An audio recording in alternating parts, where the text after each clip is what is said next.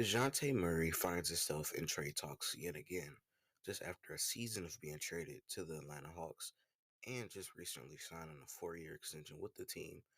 Finds himself in trade talks not because of bad play. No, it's because he doesn't fit in the Atlanta Hawks system.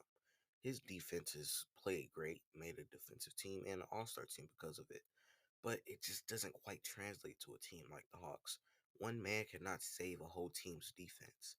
Last year, the team was struggling on defense before they traded for Dejounte, and the offense was like good. It was one of the top offenses in basketball. Um, though that might still be the case, their defense is still horrible. That's one thing that has not changed this season, and that is the reason why they are losing games and just quite recently were the 12th seed behind the Chicago Bulls. Um, this causes the Hawks to try to look for something else. Um, because it's obvious that the Trey Young Dejounte backcourt just doesn't work. Obviously you gave him that extension, just because you kind of didn't just want to trade for him and not give him the extension because they were like under the impression that it was still gonna work.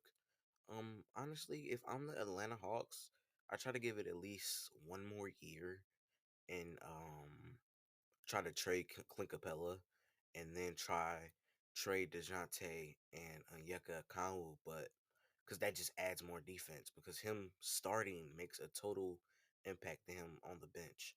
So I would try that if I was the Hawks, just for like one season, and then if it didn't work, then I would trade Dejounte's contract.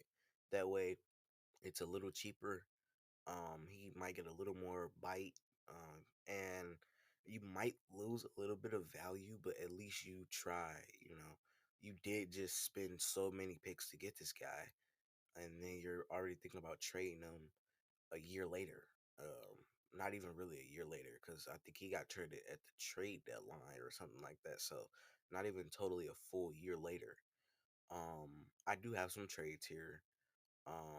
Centering Dejounte Murray. Um, they're from the Lakers and the Knicks and the Nets. Now, the Lakers are still rumored to be interested as well as the Knicks, even though the Knicks just traded for OG Anunoby.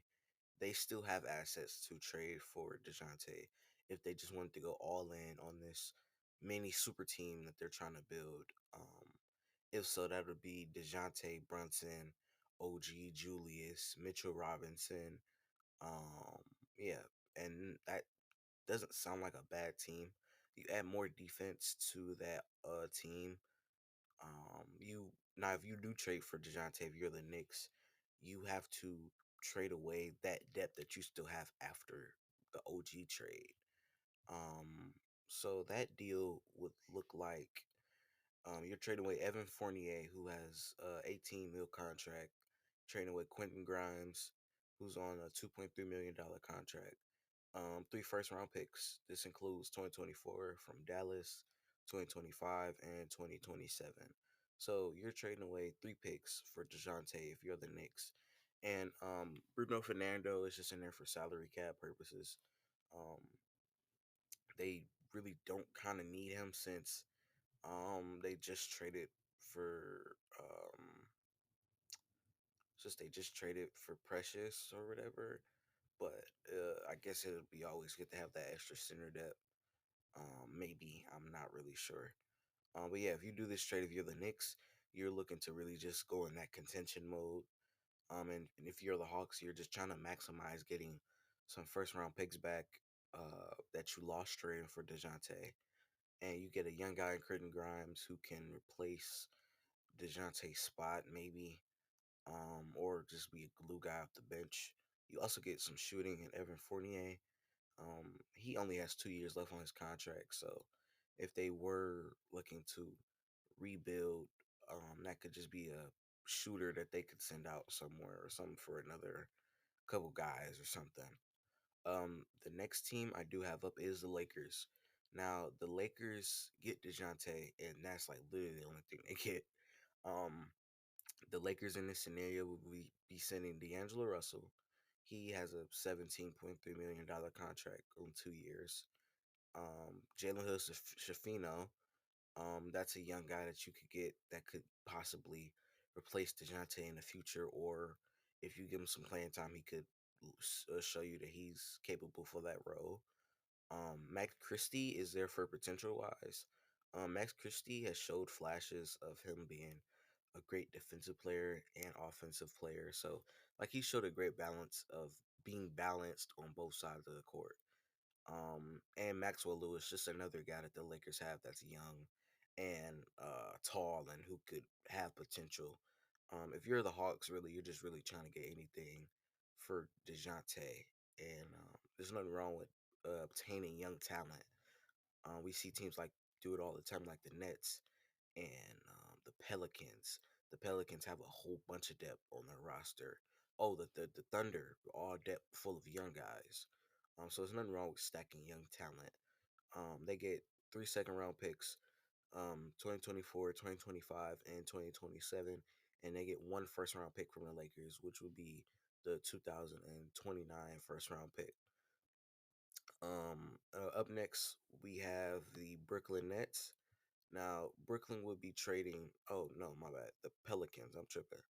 The Pelicans in this scenario would want to um, trade for Dejounte to add defense to their team, also to add that point guard um, that CJ McCollum kind of has been doing. But like, let's be honest, CJ is not a point guard, so like they kind of need a point guard over there. I'm not saying Dejounte is like the best playmaker, but it definitely gives you something. And it, like I said, gives you defense. Also in this trade, they will be trading for Clint Capella and Wesley Matthews. So Wesley Matthews, you get a veteran shooter. Clint Capella, you get um a center that like you could play at the power forward spot. I'm thinking, or you can trade out Valanciunas and keep Clint Capella because he's shown that he's a consistent 10 and 10 guy. Honestly, like Valanciunas, I know he had a good game the other day, but he's kind of, I don't know, he's kind of just falling out of people's eye. Like he hasn't really been doing as much. And then if you're the Pelicans, you're trading away CJ McCollum. Trey Young and a CJ McCollum backcourt could just be another Portland Trailblazers. Honestly, you already know what you're getting with CJ. You're getting scoring. Um, yeah, you're getting scoring, and you're getting a little bit of playmaking with Trey Young is not like having his best performance. Um, he's on a 3-year deal too, so like if you just wanted to try to trade him again, I don't think it would be that hard. Um, you also get Kiera Lewis Jr., just another point guard who they can have, another young guy. He's on a 1 year, and I think Kiera Lewis Jr. has a lot of defensive potential as well.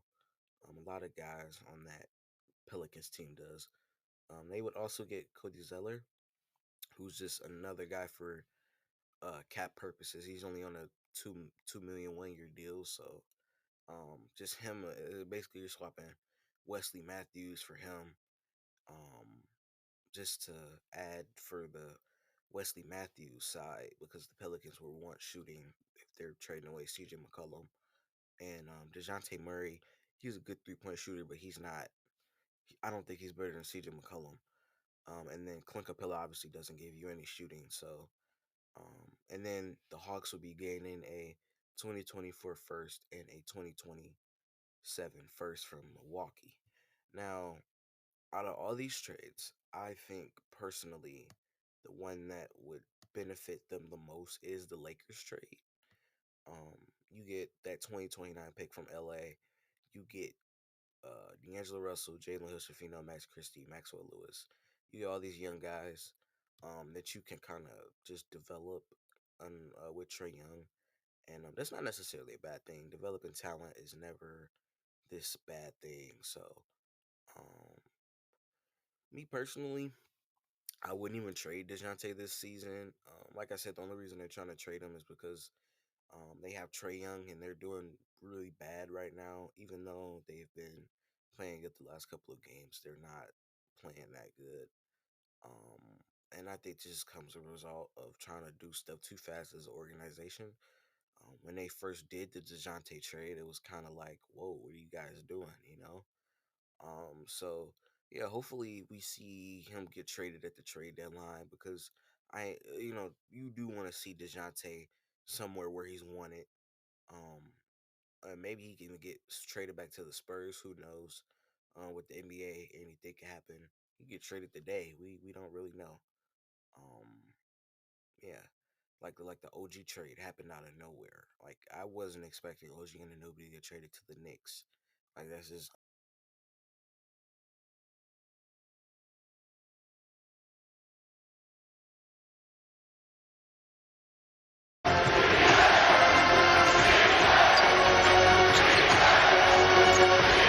Hero keeps the dribble. Now Butler, he'll try a three. Butler off the mark. Offensive rebound on Adebayo, and a foul is called on Atlanta. That's the first foul in the last 2 minutes, so a side out of bounds. He grabbed him around